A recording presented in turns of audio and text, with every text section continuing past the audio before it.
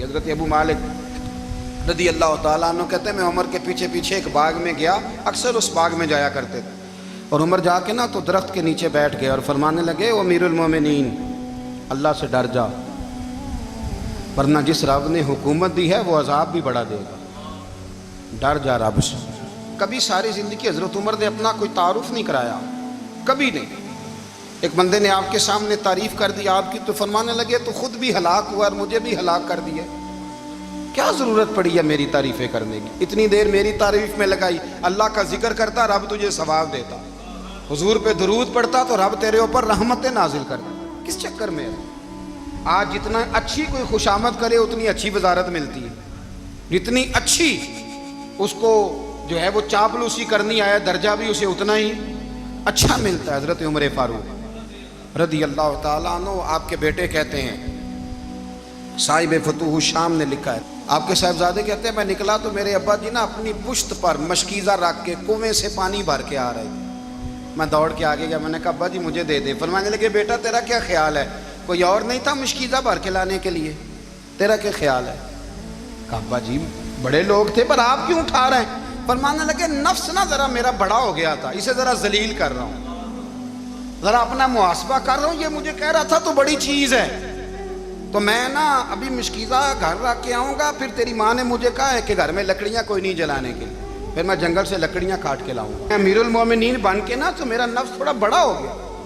اب یقین کریں ہمارا ہاضمہ خراب ہو جاتا ہے جب تک ہمارا تعارف صحیح نہ ہو، ہمارا تعارف ٹھیک نہ ہو، میں یہ ہوتا ہوں میں وہ ہوتا ہوں، چھوڑ مٹی دیں تے مٹی رہنا ہی، مٹی دیں تے مٹی دیں تے مٹی رہنا ہی، ایویں کادی بلے بلے اج مٹی دے اتے بندیا تے کل مٹی دے تھلے، مٹی دیں تے مٹی رہنا ہی، کادی بلے، مجھے پوچھ لو مجھے جان لو میرا نام لے لو، میں بھی آیا ہوں، میں بھی ہوتا ہوں، میرا بھی یہ تذکرہ ہے۔ جس کو اپنا تعارف کرانا پڑ گیا اس سے بھی زیادہ کمزور کوئی ہے؟ فوٹو میں دکھاتا پھرتا ہے فلانے کے ساتھ فوٹو فلانے، تو کمزور بندے یہ کام کرتے۔ حضرت عمر فاروق اللہ اکبر، حضرت عمر جیسا بندہ 24 لاکھ مربع میل کا حکمران، اور شاہ روم کو خط لکھ کے کہتا ہے میں منت نہیں کرتا میں حکم دیتا ہوں، اتنا تگڑا بندہ۔ جنگ قادسیہ کے لیے حضرت سعد بن ابی وقاص کو بھیجا، فتوح الشام پڑھ کے دیکھیں۔ حضرت عمر بڑے پریشان ہیں، اتنے دن ہو گئے کوئی رپورٹ ہی نہیں آئی، اب تو موبائل ہے نا، ایک ایک منٹ کی رپورٹ لیں آپ، بلکہ آپ ایک ایک منٹ کی فوٹو لیں، آپ رپورٹ تو دور رہ گئی۔ حضرت عمر فاروق رضی اللہ تعالیٰ عنہ بڑے پریشان ہیں کہ قادسیہ میں حضرت سعد بن ابی وقاص کے ساتھ لوگ جہاد کرنے گئے، رپورٹ کوئی نہیں آ رہی، اتنے پریشان تھے کہ باہر نکل کے نا اس رستے پہ بیٹھ جاتے جو رستہ قادسیہ کی طرف سے آتا تھا، جو بھی آتا جاتا پوچھتے جنگ کے کیا حالات ہیں۔ ادھر جب اللہ نے فتح دے دی نا تو حضرت سعد بن ابی وقاص رضی اللہ تعالیٰ عنہ نے نا ایک قاصد کو خط دے کے بھیجا، کہنے لگے عمر کے پاس جاؤ، انہیں اطلاع دو کہ الحمدللہ اللہ نے اسلام کو فتح عطا کر دی۔ یہ حضرت عمر کو جا کے دینا، وہ بڑے پریشان ہوں گے۔ وہ جو اس زمانے میں اس طرح ہوتا تھا کہ کئی دور دور سے صحابہ جو دوسرے شہروں کے ملکوں کے رہنے والے ہوتے تھے وہ بھی آ کے شامل ہو جاتے تھے جہاد میں، کوئی ایک دفعہ مدینے آیا، کوئی 2 دفعہ آیا، پھر اپنے اپنے علاقوں میں بہت سارے لوگوں نے زیادہ دفعہ حضرت عمر کو دیکھا بھی نہیں تھا۔ وہ جو قاصد خط لے کے آیا تھا نا اس نے ایک آدھ دفعہ دیکھا تھا، حضرت عمر بوڑھے ہو گئے، وہ پہچانتا نہیں تھا، ادھر سے وہ خط لے کے آ گیا۔ حضرت عمر مدینے سے باہر نکل کے اس روڈ پہ بیٹھے تھے جو قادسیہ سے آتا تھا، جب وہ اس آدمی کو آتے دیکھا تو حضرت عمر اٹھ کے کھڑے ہو گئے، فرمانے لگے قادسیہ سے آ رہے ہو؟ وہ کیا کہتا ہے؟ پھٹے پرانے کپڑے، ٹوٹے ہوئے جوتے، سر پہ پرانی پگڑی، کہنے لگے غلام مدینے کے رہنے والے ہو؟ حضرت عمر کہنے لگے ہاں مدینے کا ہوں۔ کہا میں قادسیہ سے آیا ہوں، الحمدللہ اللہ نے اسلام کو فتح دے دی ہے، الحمدللہ کفر کی کمر ٹوٹ گئی ہے۔ اس نے یہ بات کر کے تو گھوڑے کو ایڑی لگائی، گھوڑا دوڑنے لگا مدینے کے، حضرت عمر بھی ساتھ ساتھ دوڑ رہے ہیں۔ فرمانے لگے اچھا بتاؤ خالد بن ولید کا کیا حال ہے؟ تھوڑا آگے جا کے فرمانے لگے اسامہ بن زید کیسے ہے؟ وہ کہتے ہیں ٹھیک ہے۔ پھر اس نے اور گھوڑا، عمر ساتھ ساتھ دوڑ رہے ہیں، ساتھ ساتھ 24 لاکھ مربع میل کا حکمران، ایک جوتا پیر سے نکل گیا، عمر دوڑ رہے ہیں۔ آگے جا کے پوچھتے ہیں سعد بن ابی وقاص کا کیا حال ہے؟ کہا حضور وہ بھی ٹھیک ہے۔ کتنے لوگ میرے شہید ہو گئے مسلمانوں میں سے؟ کہنے لگا صحیح گنتی کا نہیں پتا، یہ لفظ ادا ہوتے ہوتے مدینے کی سرحد آ گئی. لوگوں نے عمر کو گھوڑے کے ساتھ دوڑتے دیکھا تو کہا امیر المومنین کیوں دوڑ رہے ہیں؟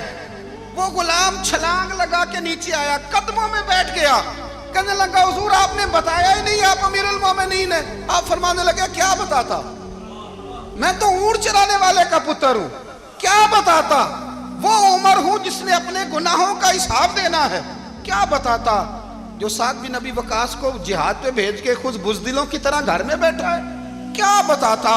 کوئی حیثیت نہیں, کوئی طور. تو نے اچھا کیا, تو تو مجاہد تھا, مجھے ساتھ ساتھ دوڑایا, تو نے اچھا کیا. جتنے لوگ تھے چیخیں مار کے رونے لگے. حضرت فاروق اعظم سے کہنے لگے عمر جب تک تیرے جلوے رہیں گے اللہ کامیابیاں ہی عطا فرمائے گا, جب تک تیرا رنگ رہے گا اللہ تعالیٰ نوازتا ہی رہے گا. کچھ نہیں کبھی اپنا آپ ظاہر ہی نہیں کیا. بہت بڑے تھے, بہت بڑے تھے حضرت عمر, بڑے تھے. حضرت ابو رافع غلام تھے, قرآن پاک بڑا سونا پڑھتے تھے. حضرت عمر جب بھی انہیں ملتے کہتے ابو رافع تو عمر سے اچھا ہے, قرآن بڑا شاندار پڑھتا ہے.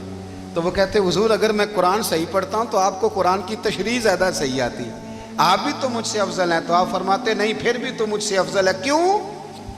اس لیے کہ تو اپنے آقا کی نوکری بھی ٹھیک کرتا ہے اور رب کی عبادت بھی ٹھیک کرتا ہے, اور مجھے خالی صرف عبادت کرنی ہوتی ہے وہ بھی ٹھیک نہیں کر پاتا. ساری زندگی اپنا محاسبہ, ساری زندگی اپنے گریبان میں دیکھا, ساری زندگی اپنے آپ کو پرکھا, اپنے آپ کو ٹٹولا. 62 سال عمر بیت گئی. حضرت حذیفہ بن یمان ایک صحابی تھے, میرے نبی کریم علیہ السلام نا ان سے راز کی باتیں کرتے تھے. ہر بندے کا ہاضمہ ٹھیک نہیں ہوتا, سب سے راز کی بات نہیں کرنی چاہیے. حضرت حذیفہ بن یمان کہتے ہیں حضور راز کی باتیں بتاتے. مدینہ منورہ میں جو منافقین تھے ان کی لسٹ بھی نبی پاک نے حضرت حذیفہ بن یمان کو دی تھی. جب کوئی مشکوک آدمی مر جاتا نا تو صحابہ کہتے ہیں ہم دیکھتے اگر حضرت حذیفہ نے جنازہ پڑھا ہے تو ہم بھی جنازہ پڑھ لیتے. نبی پاک نے بھی کچھ جنازے نہیں پڑھے, ترمذی میں ہے, فرمایا عثمان سے جو بغض رکھے اس کا جنازہ نہیں پڑھیں گے.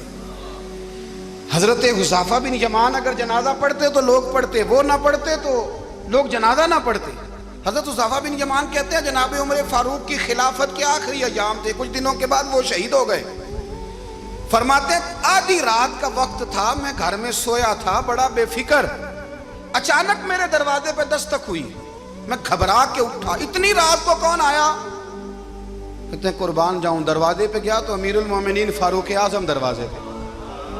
میں نے کہا عمر کوئی حکم تھا تو مجھے بلا لیتے. کہنے لگے میں نا امیر بن کے نہیں آیا, تیرا ویر بن کے آیا ہوں. امیر المومنین کی حیثیت سے سرکاری کام سے بلاتا تو وہاں بلاتا, مجھے ایک ذاتی کام پڑ گیا.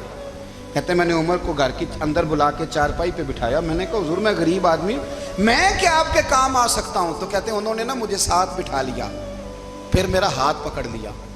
کہنے لگے تو عمر کو جانتا ہے؟ عمر جھوٹ نہیں بولتا. تو جانتا ہے؟ عمر وعدوں کا پکا ہے. کہا حضور جانتا ہوں. کہا میں اس وقت آیا ہوں جب دیکھ بھی کوئی نہیں رہا. حضرت حذیفہ بن یمان کہتے ہیں پریشان ہو گیا, حضور پہلیاں نہ بجھوائیں, مہربانی کریں بتائیں کدھر آئے ہیں. تو حضرت عمر فاروق فرمانے لگے 62 سال کا ہو گیا ہوں, 63 میں چل رہا ہے, داڑھی سفید ہو گئی ہے, پھل پک گیا, اٹھ فریدہ ستیا, داڑھی آ گئی پور, اگا نیڑے آ گئی, پیچھا رہ گیا دور. اب قبر اشر کا معاملہ صاف نظر آنے لگا ہے. کہا حضور مجھ سے کیا چاہتے ہیں؟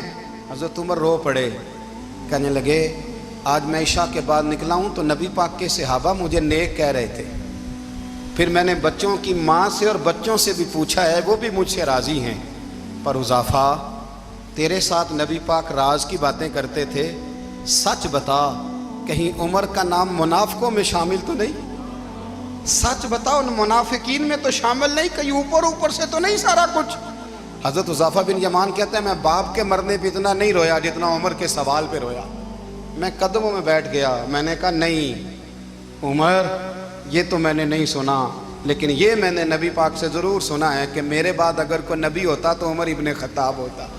یہ میں نے اپنے کانوں سے سنا ہے کہ عمر جس گلی سے گزرے شیطان رستہ بدل جاتا ہے. یہ میں نے اپنے کانوں سے سنا ہے کہ 950 سال حضرت جبریل جناب عمر کی شان بیان کریں تو پھر بھی بیان نہیں ہو سکتا. یہ میں نے ضرور سنا. دوستو ساری زندگی حضرت عمر نے اگر دوسروں کا محاسبہ کیا تو اپنا اور اپنے بچوں کا بھی کڑا خیال رکھا، اپنی ذات پر بڑی توجہ دی۔ جو لوگ اپنا بھول جاتے ہیں نا، ہمیں اپنی صحت کا بڑا خیال ہے لیکن اپنی روحانی زندگی کا کوئی خیال نہیں ہے، قلبی زندگی کا کوئی تصور نہیں ہے۔ آپ یقین کریں، موٹا آدمی کمزور ہونے کے لیے جدوجہد کر رہا ہے، کمزور طاقتور ہونے کے لیے، لیکن جس کو کتنے دن بیت گئے اللہ رسول کی یاد میں رویا ہی نہیں، کتنے دن بیت گئے نہ سننے کو دل ہی نہیں چاہا، جسے مہینوں بیت گئے اور قرآن پاک کی طرف نظر ہی نہیں گئی، وہ فکر مند ہی نہیں۔ زندگی زندہ دلی کا نام ہے، مردہ دل کیا خاک جیا کرتے ہیں۔ بھائی حضرت عمر کی زندگی دور حاضر میں ہمیں یہ سبق دیتی ہے کہ کڑی نگرانی رکھو اپنے پودوں کی، کڑا خیال رکھو اپنے ذاتی باغ کا، اور یہ جو تمہارے دل کی دنیا ہے، یہ تمہاری روح کی زندگی ہے، اس کا محاسبہ کرتے رہو۔ نبی کریم علیہ السلام نے فرمایا اپنا حساب خود کر لو قبل اس کے کہ تمہارا حساب کیا جائے۔ اپنا حساب، ہم ساری دنیا کا حساب کرتے پھرتے ہیں، کوئی کہاں سے کماتا ہے کہاں کھاتا ہے، پر اپنا حساب حضور نے فرمایا حساب کر لو قبل اس سے کہ تمہارا حساب۔ مولا علی فرماتے ہیں نماز پڑھ لو قبل اس کے کہ تمہاری نماز پڑھی جائے۔ اپنا محاسبہ کریں، تھوڑا سا نا اوپر دائیں بائیں دیکھنے کی بجائے تھوڑی سی گردن جھکا کے نا، درویش کہتے ہیں برے بندے نو میں لبن ٹریا تے جگ تے ملیا نہ کوئی، اپنے اندر چاہتی پائی تے میتھوں برا نہ کوئی۔ حضرت عمر فاروق رضی اللہ تعالیٰ عنہ نا باہر والوں کا بھی بڑا سخت حساب کرتے تھے، بڑا۔ ایک گورنر صاحب نے لباس بڑا شاندار پہننا شروع کر دیا تھا تو حضرت عمر نے اتروا کے نا تو انہیں ٹاٹ کا لباس پہنا کے تو اونٹ چرانے کی ڈیوٹی دے دی تھی، اتنا سخت احتساب کرتے۔ کسائی کی دکان پر بھی 1-2 گھنٹے کھڑے ہوتے تھے، جو آدمی مسلسل 2 دن گوشت خریدتا تھا نا، فرماتے تھے اس کا ٹیکس بڑھا دو، لوگوں کو دال نہیں مل رہی اور یہ روز گوشت کھاتا ہے۔ حضرت فاروق اعظم، اس کو جزیہ کہا جاتا تھا، یا کچھ اور معاملات ہوتے تھے بڑھا دیتے تھے۔ مسلسل جو 2 دن آدمی گوشت کھاتا تھا، فرماتے تھے مدینے میں غربت ہے، اگر یہ والا نظام تم کرو گے تو غریب لوگ کس کی طرف دیکھیں گے۔ لیکن اس سے زیادہ بڑھ کر جو ان کی زندگی کا معیار اور سٹیٹس تھا وہ یہ تھا کہ اپنے گھر کا خاص خیال رکھتے، خاص توجہ کرتے۔ ملک شام سے اور ایران سے کچھ لوگ آپ کی خدمت میں آئے تو وہاں سے کچھ کنیزیں بھی آئیں، ان کے بادشاہ کا پیغام لے کے۔ شاہ ایران کی کنیز کو ملکہ نے کہا کہ نا حضرت عمر کی زوجہ کو دیکھ کے آنا ذرا کس طرح کی ہے۔ ہمارے ملک میں کیا کہتے ہیں، خاتون اول، باقی سارے دوؤں میں خاتون اول، ذرا خاتون اول کو دیکھ کے آنا۔ تو وہ جب آئی نا گھر میں ملنے تو کہا کہ مجھے میری ملکہ نے کہا تھا کہ عمر کی زوجہ سے، اہلیہ سے ملاقات کر کے آنا۔ تو حضرت عمر کی اہلیہ نے نا ایک جوڑا کپڑوں کا دے دیا ملکہ کے لیے اور ایک خوشبو کی شیشی دے دی۔ اب جب وہ تحفے وہاں گئے تو اس ملکہ نے نا کچھ سونے کا سامان بھیجا، کچھ زیورات بھیجے، کچھ تحائف بھیجے۔ جب حضرت عمر کے گھر آئے نا، وہ خادم لے کے آیا، اس نے کہا جی آپ کی اہلیہ نے تحفے بھیجے تھے، تو جواب میں شاہ ایران کی بیوی نے، یہاں جس ملک کا وہ سفیر تھا، انہوں نے بھی یہ بھیجے۔ تو حضرت عمر فاروق نا وہ تحفے لے کے گھر گئے تو جا کے کہنے لگے اپنی اہلیہ سے، یہ تو کب سے تحفے تحائف بھیجنے لگ گئی ہے، یہ کب سے نظام شروع ہو گیا؟ تو کہ حضور تحفہ دینا لینا تو ٹھیک ہے، سنت ہے، محبت بڑھتی ہے، تو یہ کوئی قباحت نہیں، اور میں نے اپنی ذاتی استعمال کے لیے جو چیزیں رکھی تھی وہ میں نے دی ہیں۔ تو حضرت عمر فاروق رضی اللہ تعالیٰ عنہ فرمانے لگے ہم نے کسی ملک کے ساتھ اور اس کے بادشاہ کے ساتھ ذاتی تعلق نہیں بنانا، تعلق جو بھی بنے گا رسول اللہ کے دین کی برکت سے بنے گا، ذاتی رشتے نہیں ہم نے قائم کرنے۔ ذاتی آپ کے ملک کی جو ایئر لائن جس کا ہر سال خسارے کا ڈنڈورا پیٹا جاتا ہے نا، وہ ہمارے بادشاہ صاحب اور صدر صاحب اگر غیر ملکیوں کو گھوڑا کبھی بھیجنا ہو نا، گھوڑا، تو پورا ایک جہاز گھوڑا لے کے تحفے میں جاتا ہے، پورا جہاز غریب قوم کا یہ سرمایہ، اور قوم بڑی بادشاہ ہے، لائنوں میں لگ کے ووٹ دیتی ہے۔ 2 کام ہمیشہ لائن میں لگ کے کرنے، ایک بل لائن میں لگ کے جمع کرانا ہے اور ایک ووٹ لائن میں لگ کے، تاکہ پھر پورے 5 سال لائن میں ہی لگے رہیں۔ مرضی سے آپ ووٹ دینا، پر جو بات درست ہے اس کو سنو۔ حضرت عمر فاروق رضی اللہ تعالیٰ عنہ نے اپنی اہلیہ سے پوچھا کتنے کا تھا وہ تیرا جوڑا اور خوشبو کی شیشی؟ انہوں نے کہا 3 دینار کی۔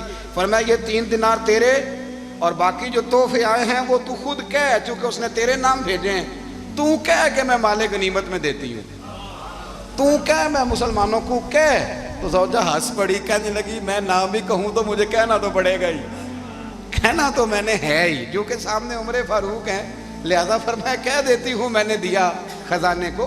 حضرت عمر نے جمع کرا لیا۔ میں یہ کیا بات ہے، میرے گھر والے جو مرضی کریں، ان کا معیار زندگی جس طرح کا مرضی ہو۔ اور حضرت عمر ایک جملہ کہا کرتے تھے، اللہ کرے کہ یہ باتیں اس دور حاضر میں ہماری سمجھ میں آئیں۔ حضرت عمر فاروق رضی اللہ تعالیٰ عنہ اپنے بچوں کو فرمایا کرتے تھے کہ بہت آدمی کو بھوک لگی ہو نا، اور پھر اس کی پسند کا کھانا پکا ہو، جتنے شوق سے وہ اس کھانے کو دیکھتا ہے نا، فرمایا اس طرح پوری قوم اپنے بادشاہوں کے خاندان کو دیکھتی ہے، اس تیزی کے ساتھ دیکھتے ہیں کہ ان کے گھر میں کیا ہو رہا ہے، ان کا معیار زندگی کیا ہے، ان کا سٹیٹس کیا ہے۔ آپ کے بچے دونوں کاروبار کے لیے مصر گئے، ایک بہت بڑا قافلہ گیا مدینے سے مصر تجارت کے لیے، تو یہ گئے تجارت کے لیے، تو حضرت عبداللہ ابن عمر، حضرت عبید اللہ ابن عمر، حضرت عمر کے دونوں بیٹے گئے۔ جناب عمر فاروق کے بچے جب وہاں پہنچے تو مصر کے گورنر نے نا لوگوں کو تعارف کرایا کہ یہ عمر فاروق کے بیٹے ہیں۔ ایک چھوٹی سی بات کر دوں، یہ چودھری کے بیٹے کو کون بتاتا ہے کہ تو چودھری کا بیٹا ہے؟ باہر والے بتاتے ہیں، گھر والے۔ اور سیٹھ صاحب کے بیٹے کو کون بتاتا ہے کہ تو سیٹھ صاحب کا بیٹا ہے؟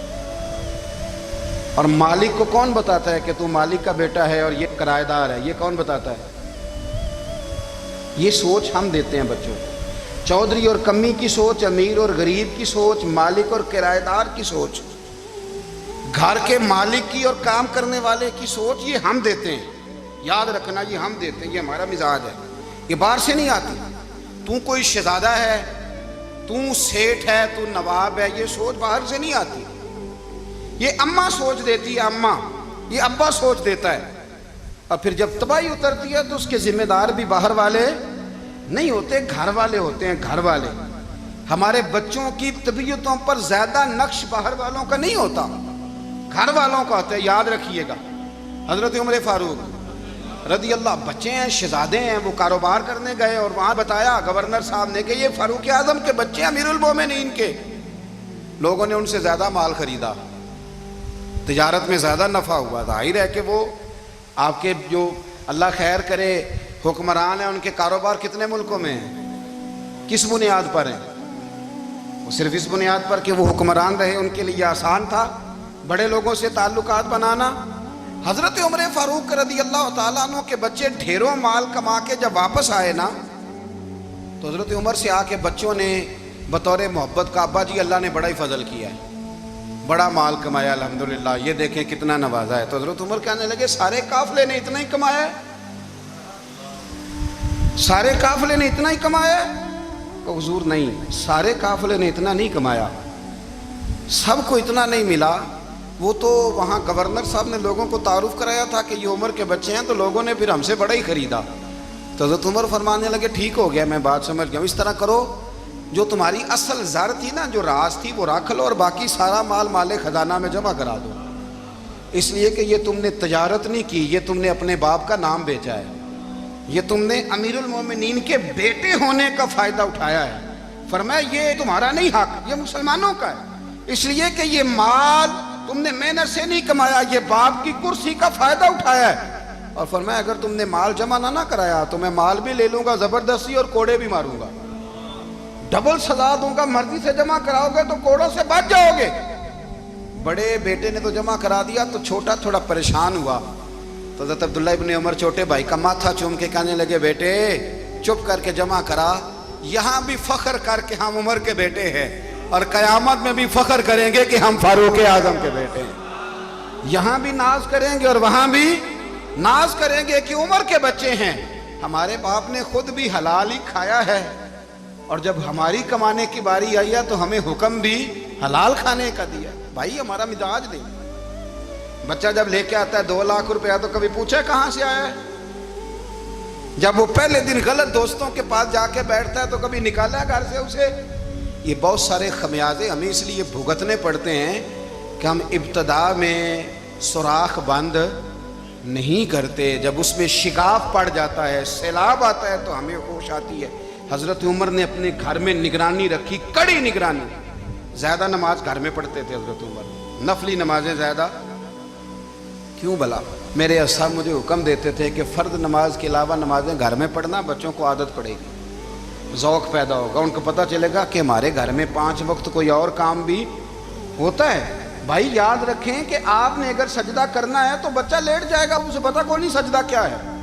لیکن جب گھر میں کبھی قرآن ابا جی کھول لیں نا، میں اکثر کہتا ہوں جب ابا جی کا موڈ بن جائے نا لیکچر دینے کا، وہ گھر میں شروع ہو جاتے ہیں، کہتے ہیں آپ لوگ نماز نہیں پڑھتے اس لیے میرے کاروبار میں برکت کوئی نہیں، تم سویرے قرآن پاک نہیں کھولتے تو میں تباہ ہو گیا. تو میاں آپ نے کب گھر میں قرآن پاک کھولا تھا؟